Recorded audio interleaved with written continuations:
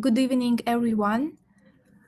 On behalf of the Student Government Ministry of Research and Innovations, I warmly welcome you to the Nazarbayev University Alumni Career Journey Series, and thank you for choosing to spend your evening with us. So today we aim to better understand what the path to a PhD and a research career truly looks like, and to make this journey clearer and more attainable. So today we are honored to host Polina Len, a 2023 alumna of Nazarbayev University and currently a PhD student in biochemistry at the University of Oxford as a Clarendon scholar. Polina Len, thank you for accepting our invitation and for being here today to share your experience with our community. Uh, Thank you so much. And I think that we can start now. Okay, hi guys. I'll just try to share my screen now. Some slides. Cool.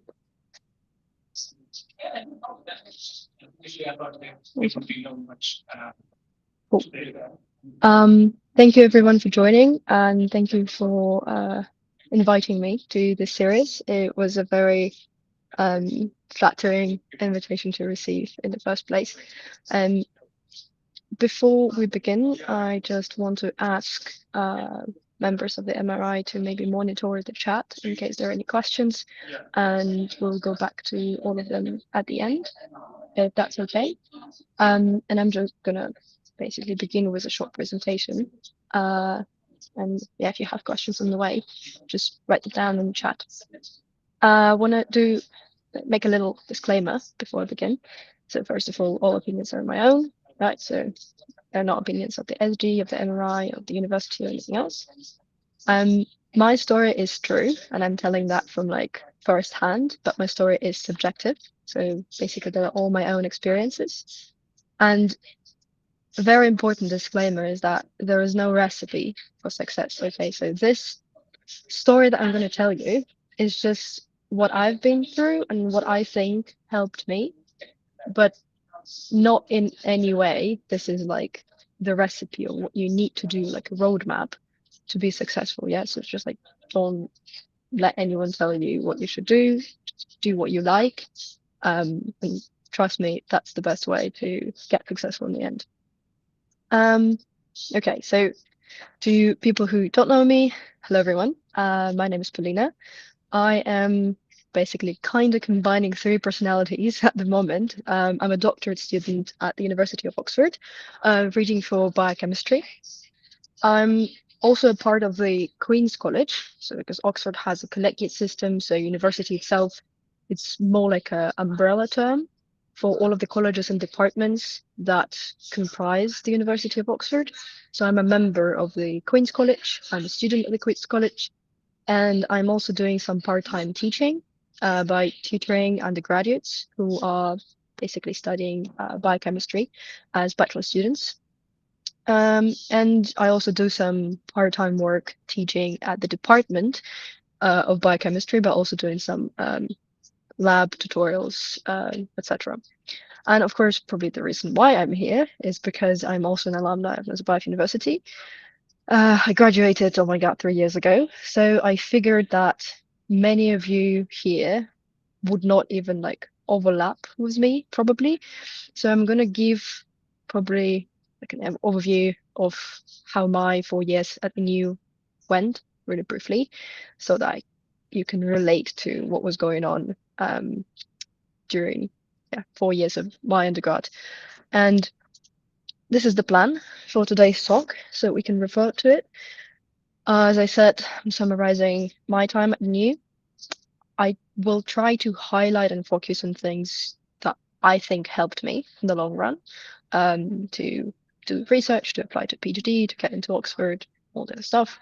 I'm going to talk about my application and admission to the University of Oxford in some extent of detail, and I will try my best to say something smart today and give you some kind of advice for doing research at the NU or outside of the NU, applying for PhD or master programs. And of course, if you have questions, that will be at the very end of the presentation. So yeah, first chapter. This is how I decided to go about it. It's literally like a Gantt chart, like a timeline of what was happening when I was at NU. And basically here you can see this is my degree that was happening between 2019 and 2023. I was studying biological sciences, and during my second year, I also declared and started doing a minor in computer science at the same time. During my first year before COVID started, I also was studying at Alem School of Programming, which is based around Expo in Astana Hub. Some of you might have heard about, which was basically programming in different languages and different levels, and that kind of helped me a lot. I was a member of the student government during my time, and I can say that I was a member of SGO on many different levels. So I started as a member, and then I was Minister of Research and Innovations. This is why I'm like always up to doing any of the events that MRI members come up with. Because I don't know, kind of makes me nostalgic. And I was the president of the student government at the very last year at uni. I did iGEM for 1 year, which many biologists I think should know about. And after my second year, I started doing research assistantships. And I was working in Dr. Bartaniela's lab, basically throughout the whole period at NU, and then a little bit after I graduated, I still continued to work in this lab.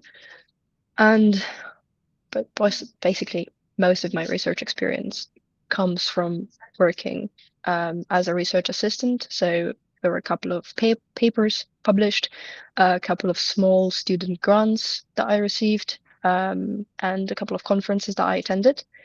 But there were many other stuff like internships or workshops that I really don't want to spend a lot of time on and go into details. Like, if you really feel that it's interesting to you, you can just go and look at my LinkedIn page and you will find all this information without me telling you that, right? And I think that all of these details, what I did, is not as relevant to today's talk as why I did it. And I think that's going to be my first advice to you today is focus less on what someone did or what you are doing and try to think more about why you're doing it. Because as I said, there is no recipe. We're all doing different stuff, and some people do different stuff and arrive to the same result because why is more important than what. And kind of in that, uh, let's say, with that idea, I'm going to continue talking about what I did during my studies at NU, but why did I do it and how it helped me. And one thing that definitely played a very big role in how well I'm doing in my research right now and how well adapted I am to doing PhD level research is combining my biology degree with some coding. Uh, First of all, at this point, like what I see around me in all the departments, being able to code at least on a very basic level. I mean, you can use copilots and ChatGPT nowadays, but understanding how code works is essential skill in basically any life science, not only biology. And even though you're not always running your like own software, your own analysis, but it helps to bridge the gap between someone who does experimental work in the lab and someone who analyzes this data. So probably by the time you go and do your master's or PhD, you will still see a problem where there is one entity that does experiments, there's another entity that analyzes this data, and they just cannot really, communicate properly. And there are always mistakes and problems caused by the fact that people who collect the data don't know how they will be analyzed, or people who are analyzing the data don't know the details and like important parts about how the data was collected. So if you can do both, you're basically like an invaluable asset to any lab. And um, it doesn't mean that you have to, do a minor in computer science. It doesn't mean that you have to go to like programming school. You can do that by just sitting at home. Again, because it doesn't matter what you do, it matters why. And in this case, why is because this is a valuable skill that will be very helpful to you in the future. And just being able to think like a computer scientist is also in itself kind of nice. It's a really good problem solving um, kind of skill. Like it facilitates, optimization, thinking of different edge cases, troubleshooting, and we do all that in the lab as well. And as a PhD student, like, or a master student, when you have a project and it doesn't work, you really have to think, well, how do I optimize it? How do I troubleshoot it? Um, what are the edge cases where by doing the same experiment, it might or might not work? So there's all kind of stuff that you can acquire by combining these two. And second advice is if you have such option, I would I would encourage you to always choose projects over passive learning. So lectures are great, homework, quizzes, midterms, we all love them, right? But the only way you really learn and remember stuff is by applying it. So, for example, for me, probably programming school that I did was the best project part for computer science because you learn a new language and you apply it right away by solving different projects that make, research more, um, try different stuff, go back to the documentation. Same with biology. For me, that was probably working in the lab as a research assistant, because when you have a project and you have to um, basically sort it out, find the way to solve a problem, implement a new analysis method, or implement a new wet lab technique, it kind of makes you ask right, correct questions. And so it's much easier to learn new information and remember this information when you're learning it by applying it directly to like a real problem that you have.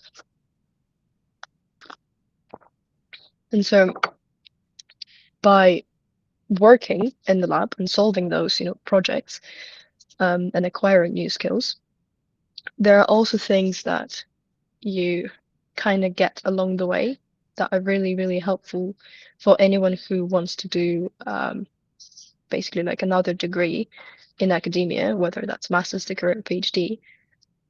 Uh, you take the, say, rose tinted glasses off immediately. So you see, do you even like it or not? Do you like working in the lab? Like, how do you deal with frustration when experiments don't work? Um, do you like the, workload? Are you happy with, sometimes spending like 12 hours in the lab and sometimes two? Like, are you happy with this inconsistency? Um, how do you feel in general about working in research? Because if you don't like it and you understand it very early on, it's a good thing because then just don't do a PhD. It's just going to make your life insufferable. But if you go through that experience and you say, well, I still like it, it's nice, it, makes me motivated, I'm interested in doing all this experiment, and when they don't work, I see it as an opportunity to, tweak little bits and pieces. Like it's good. You get this experience for yourself and you make a decision. Do you like it or not? Do you want to continue or not? Um, in any case, you do get hands-on experience, which is like really nice line on your CV, but also shows that you're not just like a amateur undergrad who wants to go to a fancy lab and do research. You can say, well, I know how to use these techniques. I know how to use this and this equipment. And even if like your new project for your PhD is not exactly the same, you can say, see, as a second year or like as a third year undergrad, I learned how to do this. imagine what I can do as a PhD student. So that's kind of the vibe. And there are a lot of organization skills that you acquire that are very, very important. And to be honest with you, like by working in the lab right now, I can tell right away people who have never been exposed to lab environment before because they just don't know these things. How to keep a lab notebook, how to label your examples correctly, how to keep a good bibliography, how to, read scientific papers, how to make notes on them, how to organize it, your notes, and all this stuff. Um, if you do research for fun for like one semester, okay, you can get away without a good lab note or good note system. If you're doing this as a, full-on degree, you better have all those skills. And of course, just critical thinking, how to formulate a hypothesis, how to test your hypothesis, how to discuss and make conclusions based on it. And it doesn't mean that you can only acquire all these skills by being like a research assistant, but joining some science related clubs or doing maybe like one summer internship at NU or somewhere else, but just like a little bit of exposure is already very, very nice. Um, Research communication is another thing that you can do in many varieties of like events or activities. If you have a chance, you can go to a conference. A very nice experience. You can present a poster, you can design your poster, and that kind of gives you a lot of skills all at once. But if you don't have a chance, but by the way, I think in Nazarbayev University, there is a research symposium going on every year where undergrads can present. So that's like a good opportunity where you don't have to leave NU to do it. But if you can't go at all, and like, let's say you don't have a chance to write a real grant application or present at a conference, there are many courses, at least they've been there when I was studying, but I'm pretty sure they're still. There is a course on research design for biologists where basically the whole course is you writing a grant application, which is a very nice practice. Some of the courses, some of the advanced biology courses, make you present a lot of stuff, which I think many people don't like, but it's such a pity because all of these things, they provide you with an opportunity to learn how to communicate your science. So you can, if you work in the lab, you can try writing grants or writing grants as a part of the research course that you're taking. Manuscripts is probably more a kind of a only like not a prestige thing, but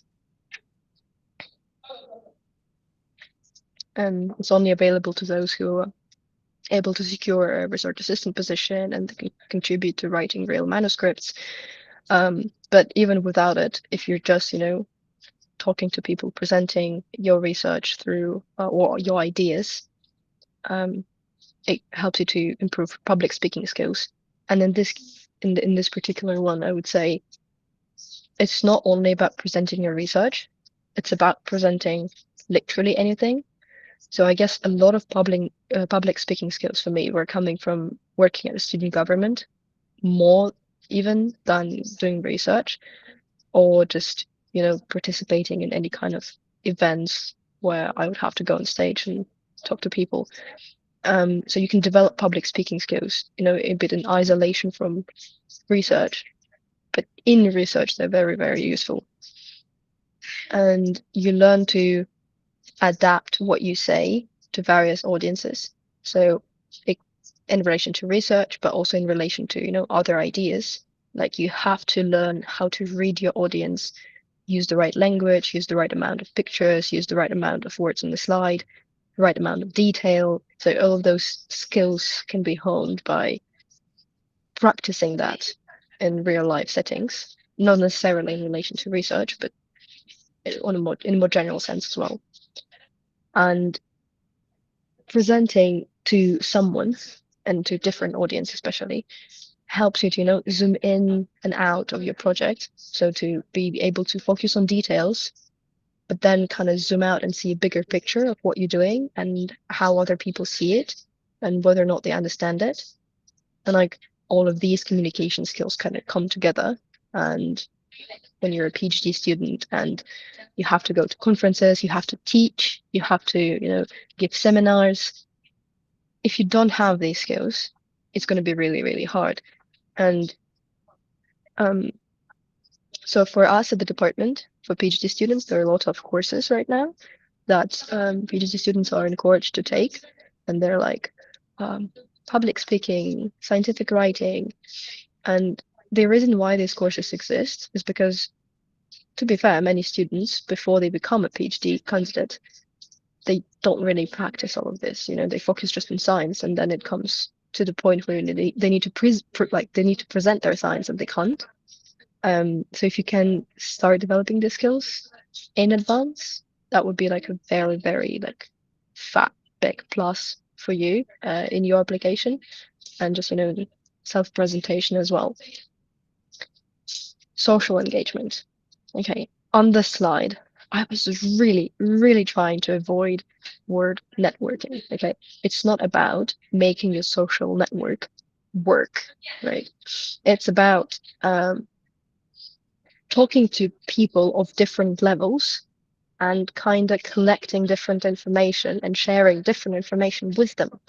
So if you're talking to your seniors, seniors as if, maybe fourth year undergrads or alumni or professors or administration, and you collecting some bits and pieces of what they say.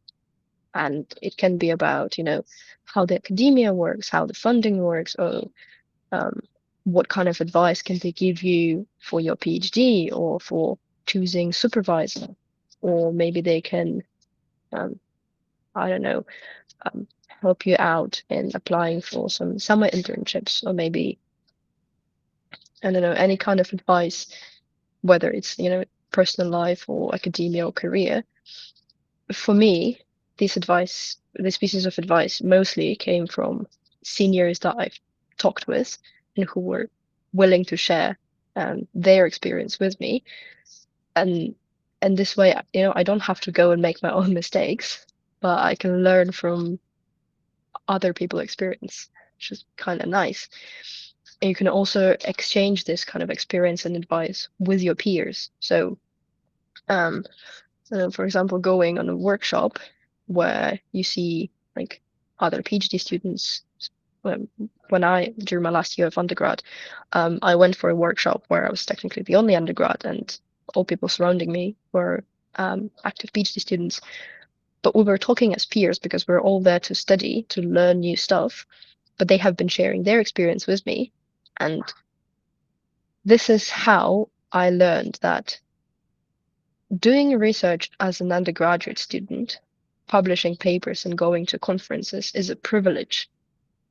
So while I was just, living in this Nazarbayev University bubble, I didn't think about it. I was like, well, like every third person on my cohort is already a research assistant. Like, of course, that's obvious. Like, this is what you should aim for. But if you start talking to people from different backgrounds and you're getting this exchange, you sometimes come to realize what a privilege some things that you take for granted are. So, in many universities across the world, in top universities, as an undergrad, you can maybe get a summer internship, but not a full, part-time paid research assistant position.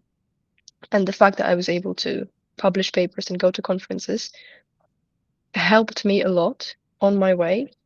But I also recognize that it's not something that many universities can provide their students with.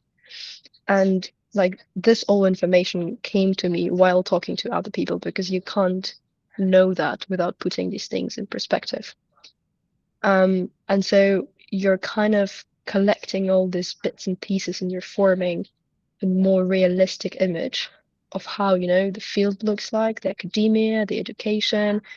It allows you to compare yourself to other applicants even in a more objective way. Like you can basically, not only compare yourself to your class of biology students in Nazarbayev University, but you can make like a broader comparison.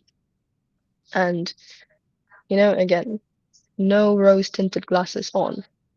You see the research and academia for what it is, and you can hear more about, some maybe struggles that PhD students have, and again, think about, am I ready to face these struggles, or it's something that I would rather avoid? And of course, I figured that I cannot avoid completely putting this word on the slide, but you can do some networking in a way that you go somewhere, you talk to people, and then they say, "Oh yeah, the thing that you taught me over the lunch was very interesting, and I have this lab next door in my university that do similar thing. Maybe you should look into this." And then you see, in a kind of like a casual conversation, you have maybe a new target for your next year PhD application. So it's not like hardcore networking, but it's just being open to conversation, kind of be interested and engaged. Um, so yeah, don't kind of throw tomatoes at me for saying networking, but it does help a little bit. Because I'm not really good at networking either, so I'm just saying sometimes it can be really nice um, thing to do with people who, have been in academia for a longer time than you've been. Um, so yeah, that kind of concludes things that I kind of gained from being at new, and all of these things like, communication, social engagement, and some lab experience. It kind of went from a combination of all the things, some things that I did for the student government, even as a member and minister of MRI, we were organizing events where you could talk to alumni, you can ask questions from them, you could ask questions from people who are working as research assistants, you could ask or have a coffee. I think that is like a ongoing thing at new, have a coffee with a professor. So these kind of initiatives, like I'm not working in the lab, you see, I'm just a student who goes to these events, but you can already benefit from it and basically gain that exact same experience as I did, but going through a little bit different road, a little bit different approach. So that was kind of my main idea. Yeah, okay, don't focus on who did what.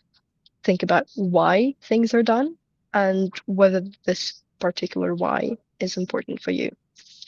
Um, and as I promised, I'm going to give you an overview of basically how I applied to Oxford and how I got admitted. But before, just like a little interactive phase, I want to do a little survey. So before I actually give you my advice, could people who feel, a bit brave put in the chat 3 things that they think are the most important to look at when like choosing and preparing for your PhD? So like, what are the most 3 things that you need to keep in mind when preparing your application? And I can maybe look in the chat and see what people are thinking. We do have the chat, right? Yeah, okay. So we have labs alignment, we have PIs. Good. These are very good. You have to think about recommendation, that's true. Topic, match with supervisor. Okay. GPA. Just so you know, guys, technically my GPA, if I was selected based on GPA, I wouldn't pass. My GPA was not that high. Okay, so I'm getting some responses. So I'm glad that I see some very sensible ideas in the chat. So it means that you have been thinking about it already. And I just want to, compliment you on this, because sometimes we get requests from students within or outside of Oxford who are starting their undergrad, and they would like to get some experience of working in the lab, and they come to us to talk about like, oh, do you have a chance to take me as a summer intern this year, blah blah blah. And then we're like, yeah, sure, like let's talk about it. What you're interested in, like, you could ask any questions. And then these people never ask questions like, oh, how's your supervisor? How's the lab atmosphere? Uh, how is everything going for you? So students, even at top universities, often don't know what they should be concerned about when applying for, internship or PhD or something else. But things are very important. So some people mentioned it, but I think um, maybe it was not a really good idea to put them in like 1, 2, 3 kind of grading, because you can prioritize it based on how you feel it should be. But this is how I went about it, project or the topic. So you don't want to spend, on average for, if it's states, maybe if it's in the United States, 5 or 6 years of your life doing something you don't like or not interested in. Okay. So, and also PhD starts with a capital. Sorry about that. But basically, um, you should choose very carefully what you think are um, the interesting topics for you and whether you want to spend your time working on it. You want to focus on lab mates, basically the lab environment. What's the dynamic? How are people treating each other? What's the, is, if any, the that like the hierarchy of people. So as a PhD student, who will be supervising you, who you'll be working with, how many people in the lab, and of course, who's the supervisor. And if you have a chance, like really talk to other people in the lab and ask, well, do you like your supervisor? Is he nice? Um, or is she nice? Is there anything I should be aware about before applying to your lab? Because in some cases, and I've seen stories like this, like firsthand, where people would uh, talk to their, to be lab mates, and they will tell, "Well, listen, just run, don't apply. You won't like it. It's not nice. It's a lot of pressure. It's very toxic." And then people don't listen, and they come and they suffer, and then they have to change their supervisor after 2 years. So these are the most important things. So when people are, oh, how do you choose university? How do you choose program? You never choose university or program. This is not what your first choice should be based on. Your choice should be always based on, okay, what is the project that I'm going to do? And you should really, really like this project. And who are my lab mates and supervisor are? Are they nice? Do I like the dynamic? Does it fit me? Like, is the supervision style nice? Or is it suitable for me? So basically, focus on these things, and choosing, program or institute or university is kind of secondary to that. You can also say, well, usually if it's a nice university, you probably will have a nice project, a nice supervisor there. So pay more attention to what you're going to be working on and with whom. And just to say that right after my admission, so that I remember all of the details, I wrote like a very, very detailed timeline of what happened and when. Um, I've mentioned all of the interviews, questions that I was asked, tasks that I was given, like in my opinion, what was the like strong or weak part of my application. And you can find it if you follow the link. But I'm just going to summarize it over the next couple of slides so that, there's still a coherent story to my presentation. But feel free to just go and take a look. And I think there is also a post on my LinkedIn which follows you to the same website. It tells you the exact same thing. Um, but first thing that I did and that you should do before approaching your application is to figure out what you want to do. Yeah, so we said project is important, but before you can choose your project, you have to understand what you're interested in broadly, right? So it's not like you need to know the exact research proposal. Very broadly, what's the area? Why do you think it's interesting? What kind of stuff would you research? Would you like to research about? Done. So that kind of was me after my undergrad, thinking because my research interests transitioned quite a bit, and that like last year of undergrad was all the like conferences and workshops. Um, but when I was more or less sure what I want to do, I started looking for interesting projects. So that was mostly me, searching for um, websites that posted PhD projects, going on departmental websites, looking for, you know, lists of projects that have been proposed or labs that are recruiting. I found a very interesting lab in Oxford, and I wrote an email to the PI who successfully ignored my email for a couple of months so that I don't wait for too long. Um, I've emailed one of the postdocs in the lab because I was really, really keen to work on the project that the lab was developing. And the postdoc replied quite quickly saying that PI is actually on a sabbatical and probably is not recruiting students this year. Uh, After some time, PI also got back to me saying the exact same thing. So basically, at that point, Oxford was no longer on the roadmap at all.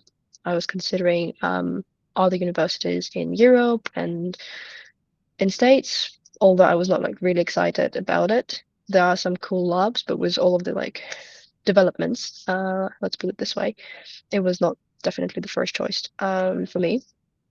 And I was just like browsing, reading papers, going on social media. Usually, scientific community is very, very active on Twitter, ex Twitter, currently Blue Sky mostly, or Mastodon.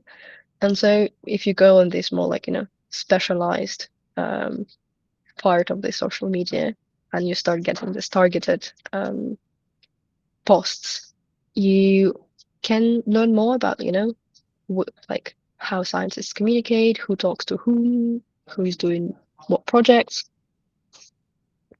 So, and the funny thing is that while I was researching a lab, I think at Stanford, I went on Twitter to see what the group leader, like the PI of the lab, was posting about.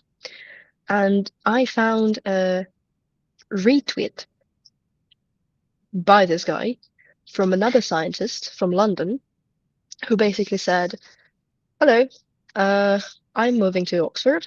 I'm doing molecular evolution in chromatin in bacteria and archaea. I'm recruiting PhD students next year. If you're interested, drop me an email." I was like, that just sounds too good to be true. So, randomly stumbling upon a Twitter post like this, I just started to do some background checks. So, this is basically a lab that used to be working in the Imperial College London. They have been moving to Oxford. They have been doing stuff that I find very, very fascinating. So the reason why I didn't find them initially is because I was looking at different universities. But I drop an email. I say, hey, this is what I do. This is I saw your Twitter post. I'm very interested. If you have time, would you like to hop on a call and discuss details of the project? And we did. Um, Mostly, I think it happened within like 2 days. He replied to my email. We scheduled a call. We talked about the project. Uh, I was very impressed. Project I really liked. The guy thought that I'm a good fit for the lab with, my expectations, my experiences. We talked about the dynamic of the lab, like how supervision is happening, whether he's a micromanager or not, like how much freedom we have. And so I really, really liked the approach of the supervisor, but he wasn't yet a part of the University of Oxford, so he had nothing to do with my admissions. So that was basically just a green light for him. He said, I think you're a good fit, apply. So this is when actually the application process started for me. So as soon as we discussed it, I started preparing my application, and there was a very specific deadline for my program. I don't think it makes sense to list all the requirements because for every program they will be different. If you go on a website and you check, you will find everything you need. But basically, yeah, it's a kind of an online survey. You put in everything about you, where you studied, what you did. If you do have publications or conferences, you mention it, what kind of experience you have. You have the full control of what you put there, and I think you only need to put relevant stuff, but they're not asking for a CV, it's just like a survey. Um, Recommendation letters, of course, motivation letter, very important part. And I must say that was the best motivation letter I wrote. And that kind of paid off. And I'm going to talk about it a bit later. And I also discussed that in, extended version of my application timeline. So I applied, but I think like 1st of December. In January, there were 2 rounds of interviews, kind of like, I think it was 1 week between the two. And then within another week, I received offer. And then the next day, I received offer with funding. And there were like some updates and follow-ups later in February, but this is basically was like a very, very short timeline of applying to university. So basically, like within 2 months, like I already knew where I'm going, what I'm doing, and that I have money to do it. So that was kind of pleasant. Doesn't always happen like this, but I guess I got lucky. And if you ask me for like some advice, I'll probably yeah, I'll try to make it up as best as I can. Um, I think there was supposed to be. Give me a moment. Oh, okay. So some useful tips, in my humble opinion, that I used, and I think you should for your future applications. One thing is you have to think about funding, right? So if you're just applying to a dream school and you're putting all your time and all your effort, even though you know that the chance of getting that funding is non-existent, it's a waste of time, right? You can make some applications like this, kind of like a leap of faith. Um, but you have to have a backup plan. Like, okay, if you get the offer but you don't get the funding, what do you do? And you can always reject it. It's fine. What you definitely should not do is to accept the offer and then hope that you will somehow get through. Yeah, so like it's a very bad idea to say, oh, I'm gonna get this offer and then I'm gonna work alongside with my PhD. I'm gonna make money and I'm gonna pay for it. Mm-mm. Okay, so just don't like get delulu. You have to be like very, very strategic about it. And funding issue is something that you really don't want to be worried about as you go into your PhD or master's. You have to know your deadlines, especially considering the first kind of advice, because sometimes deadlines for fundings are set differently in many universities and programs. But just make sure that you know when the deadline is and that you can kind of fit into your schedule. There can be many parts of your application, motivation letter, the recommendation letters, CV, or just, the online form, but you have to prioritize them all equally. Okay, so don't spend too much time on the online survey and then write your motivation letter in the last 2 days. But also don't spend, I don't know, a month writing one motivation letter, which is like 500 words. And when your application is being checked, like try to imagine a real life scenario. There is a person who reads all that. It's 500 words. It's going to read it in like under 10 minutes. So you don't want to spend months on a thing that will, have its glory 10 minutes and then be forgotten. So it has to be solid. It doesn't have to be perfect. It has to be good, not like great, ideal, 5 stars. Just solid, good.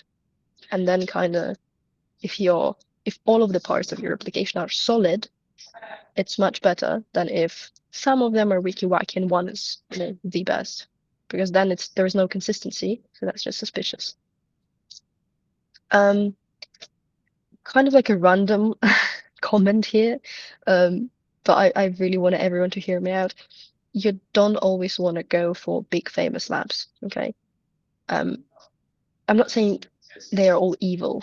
I'm just saying like don't fall for uh, the image.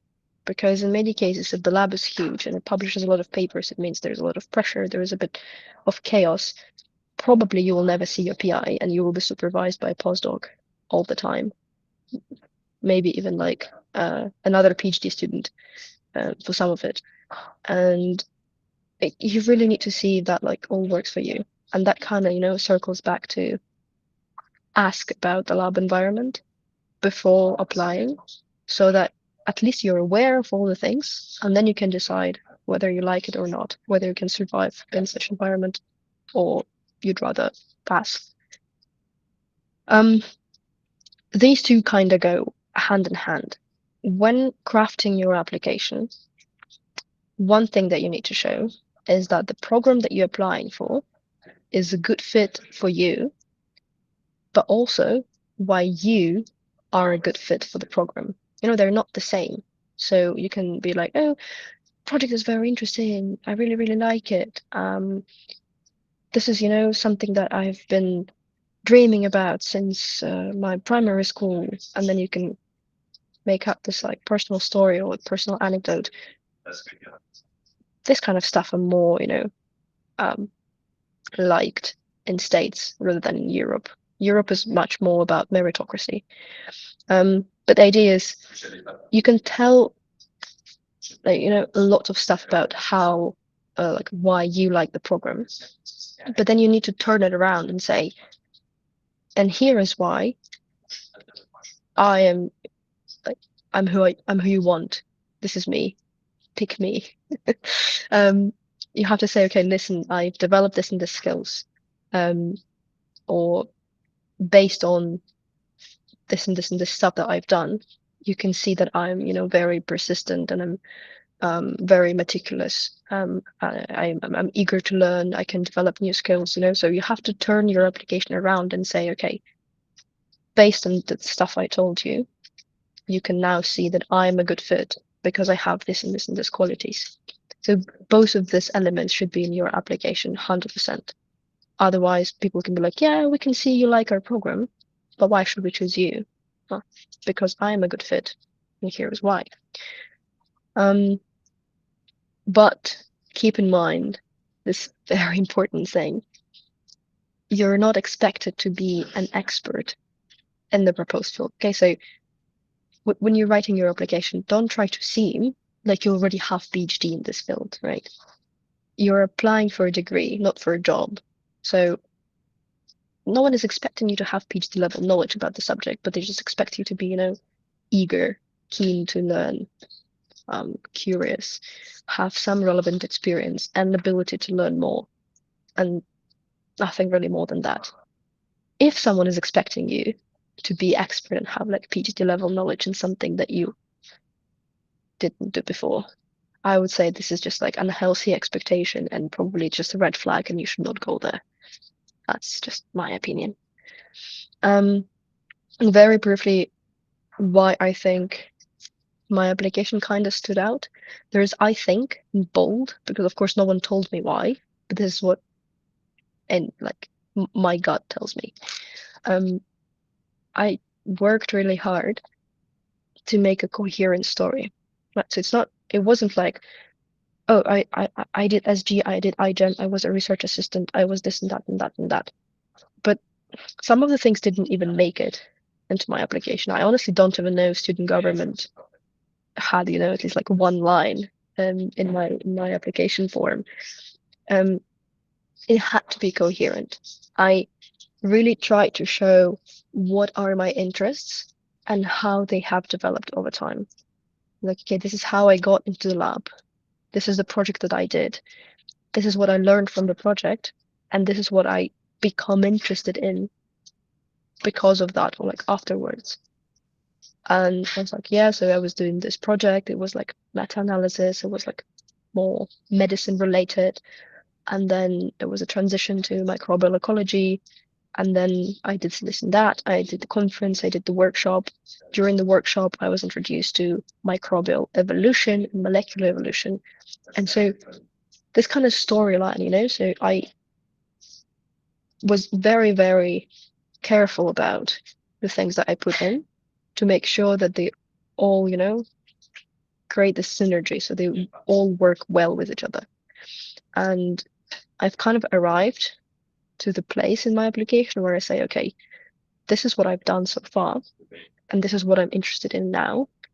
And then I was like, okay, this is why your program is a really good fit for me, and I'm a good fit for your program because of the stuff I've done, and because of how they portray me as an applicant. And so this is not like a linear thing. There are a lot of like backlinks and front links and things that influence each other. But at the end, it's like a synergy of all these elements together. You don't have to be an expert in the field, as I mentioned, but you have to be up to date, right? So if I'm saying, okay, I'm interested in this field, you have to know what's been going on in the field in like the last 5 years. You don't have to know all of the techniques. You don't have to, you don't have to know the first names of all of the PIs around the world who do this. But, nature headline kind of level. You can be like, oh, yeah, so I'm interested in evolution of microorganisms and archaea, and then you go eukaryogenesis. I'm sorry, I'm just basically describing my case here. But you just kind of phrase it so that it's clear that you've done some research, that you're not just, oh, I'm very interested in this topic, and then you have no idea about what's going on in this field. So just be up to date and be, well versed in the field that you're applying for. And that's kind of it. And that's what I did. And that's what I think helped me. And that was kind of it. So after I got the offer and the funding, now I'm here. I'm doing my PhD, working in the lab, analyzing data, and teaching part-time because I like teaching. And yeah, there was one more point, relevant skills, but that kind of already fit into my story. And now if you have any questions, I would be very happy to take those.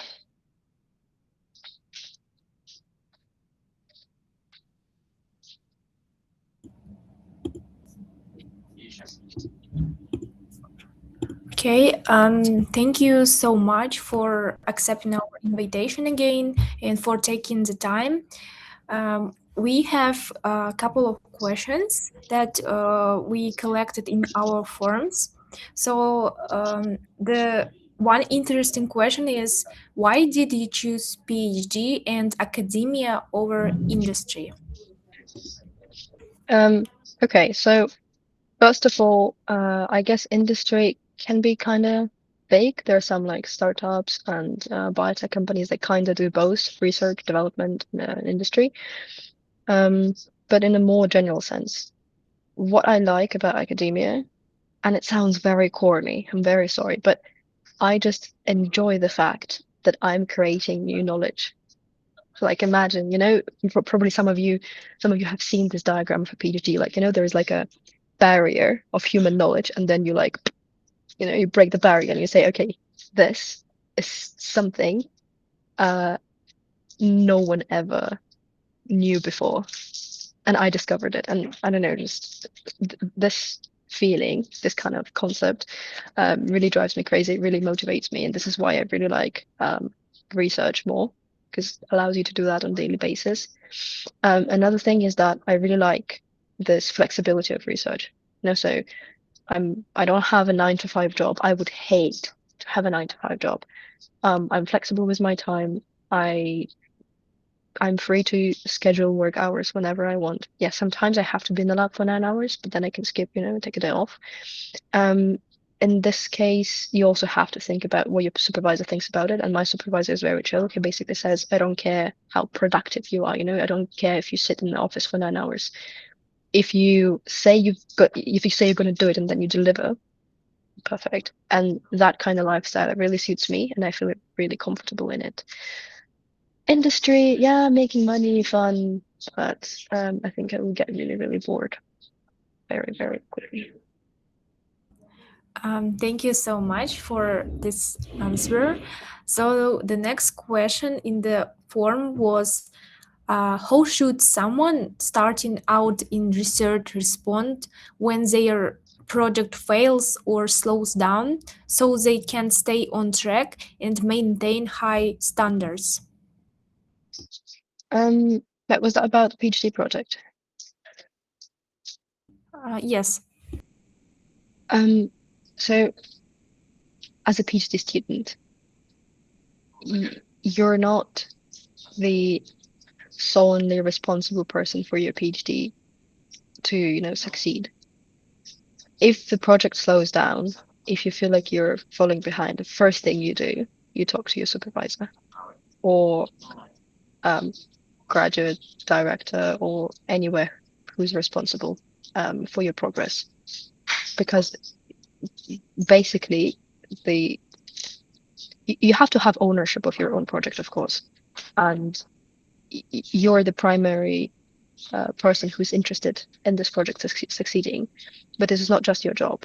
This is also a job of your supervisor and of all the administrative people in the department to make it happen. If you need any help, if you need any extra training, if you need any like extra supervision, and department or your lab can provide it, they should provide it. So don't ever feel like this whole burden just laying on your shoulders. If you feel like you're not progressing fast enough, if you feel like um, you're just anxious about this whole thing, go talk to your supervisor. If you don't feel like supervisor is the one to be talked to, um, try, you know, someone who's kind of more maybe objective, standing next to, like, we have a director for graduate studies. In many universities, it's going to be called a different thing, but um, don't push yourself until you burn out, right? So sometimes being a PhD student, especially in a very competitive environment, can make you feel like you're constantly falling behind. You should work more. People around you are, um, let's say, succeeding at or accomplishing things at greater pace. And you can also, sometimes go on LinkedIn and you see, oh, this guy from my cohort went to a conference. This girl from my cohort already published a paper and I still haven't done it. Don't compare yourself. Everyone is progressing at their own pace. And you have to be kind of, a bit constricted to only thinking about what you're doing. And if you don't think you're doing well, go talk to some other people. And sometimes they will tell you, you're doing fine. Relax. Like, it's not supposed to all work out from the first time. You're not supposed to, be excellent at everything. Like, it's fine to fail. I guess many of us people who are doing academia are overachievers, and it's not okay for us to fail. It's okay. Tell them I told you it's okay. Right? So just don't get over pressured and um, burned out just because, something doesn't work from the first time. Uh, Thank you so much for this inspiring answer. So the next question is it necessary to choose a lab and professor before applying? That will depend on the program. In some cases, you have rotations where you can pick several labs, do a semester or several months in each, and then after a year you choose. Such programs are usually a bit longer, usually 1 year longer. In some cases, you apply to a lab directly. In some cases, you apply to the department, but you're choosing a lab right away. And that's not like a one rule for all. It will depend on where you're applying. And even within one university, it can be different for different programs. So can't really tell you for sure. Thank you again. The next question is, if you get accepted to program, will you land it on lab or allow choose? Mm, I don't think I got the question. Can you repeat, please? Yes, of course. So the question is, if you get accepted to program, will you land it on lab, or allowed to choose the lab? Um, but for my program here, I was applying to a very specific lab, so it's not like I get accepted and then I kind of go around window shopping. Um, so I was allowed to, I think, give up to three labs that I would be interested in. I only indicated one because there was only one lab, only one project that I wanted to do in this university. So I only indicated one option. And because we already had kind of an agreement with supervisor, as soon as I got the offer, I already knew that I'm going to a specific lab. Thank you so much. So the next question is, you mentioned that you switched research area. What would you recommend to make it smooth? What factors to consider? Um, Honestly, I don't think that it's anything um, beyond your desire to do it and your motivation and your interest. So many people are switching, areas from like physics to computational biology or to molecular biology. And um, I don't think that there is like any recipe for making this transition smooth. Like in any case, when you're moving from one area to the other, you will have to, read more, understand some fundamental ideas about the new area. But it's important to recognize that some of the skills that you've learned, they're transferable and they're not limited to your area. And yeah, just be open-minded and be curious. Like be be ready to not understand. Uh, be ready to ask stupid questions. But then you see, it's as long as you have these skills such as critical thinking, problem solving, desire to learn new stuff, and you're not afraid of being stupid again, like changing area and not knowing anything, um, then you're fine and transition should be very smooth. Thank you so much for recommendations. And the next question is, as a PhD student, how should a motivated undergraduate approach a PhD student or postdoc about their intent to pursue an internship in a lab? Um, well, I guess your first point of contact is not a PhD student or a postdoc. It is a PI because only PI decides whether you will get the summer internship position or any kind of internship. Um, if you want to, it is okay to ask for contacts of lab members to, or if there is a chance to meet with them or to have a video call with them to talk. So any organizational questions about when, where, um, how your internship will take place and if it will take place should be discussed with PI directly. And you should not make any arrangements with PhD students or postdocs, unless postdoc is like a senior researcher in the lab, which kind of handles his own projects. In which case, PI will probably redirect you themselves. Um, if you want to know about the environment in the lab, if you want to ask questions about the supervisor, then you contact PhD and postdocs directly, and then you just say, okay, hello, this is me. This is my inquiry. Like I want to do internship in your lab.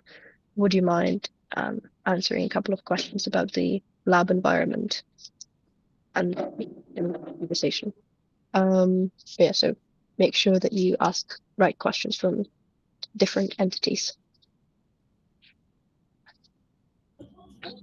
Thank you so much. So we have another interesting question.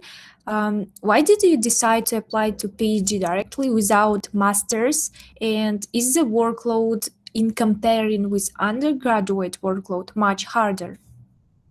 Um, so basically, wasn't really a requirement. So I think there was also a question in the chat whether I do have a master's or not. No, I don't. It was possible to apply directly after undergrad. Because I had an extensive experience in the lab, I didn't feel like spending 2 more years on the master's where I will have lectures, I will have exams, and I will have very limited lab experience. Plus, I will have to write like a small thesis, is worth my time because I've already done all that during my time, like fourth year of undergrad and then 1 year after that.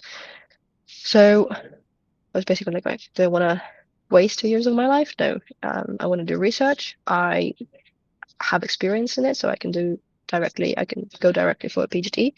Um, Doing a PhD is definitely different from doing undergrad.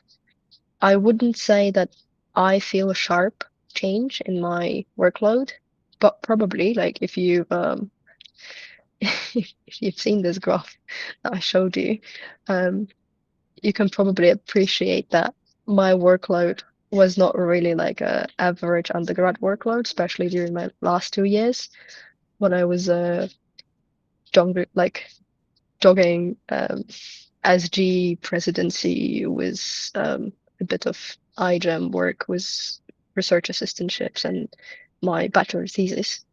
Um, so I would say maybe that at that point I was even more busy than I am now, because um, during my undergrad I was like full on, extracurriculars and research and degree.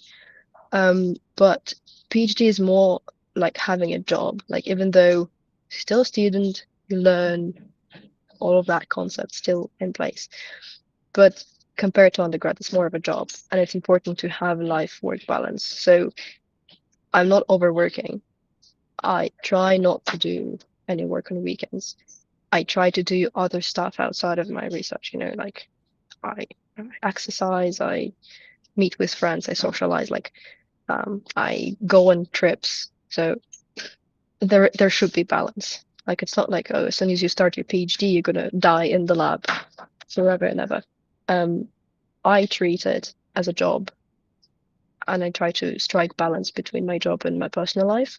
And I think I'm doing a better job at this than during my undergrad, because my undergrad was a bit tough.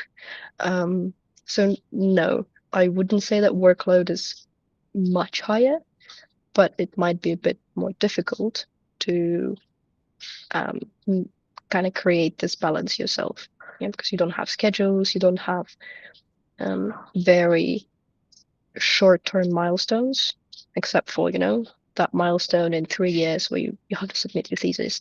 So you have to plan appropriately, but it doesn't have to be, slavery.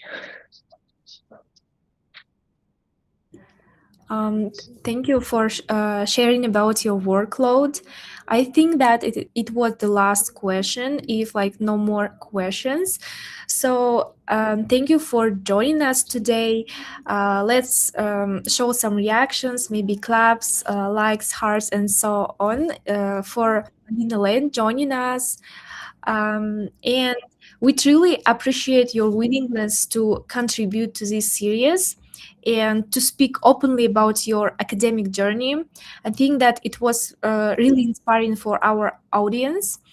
And we are very grateful for your presence today, and for your knowledge, for your perspectives, and thank you again. Yep. You're welcome, guys. Thank you very much for coming and asking questions. It was really a pleasure to kind of reconnect with a new community. And yeah, good luck with your future talks this week. It's going to be a lot of work. And thank you for organizing. Yeah. Thank you again. Okay. Yeah, we can then wrap it up. Bye bye. Goodbye.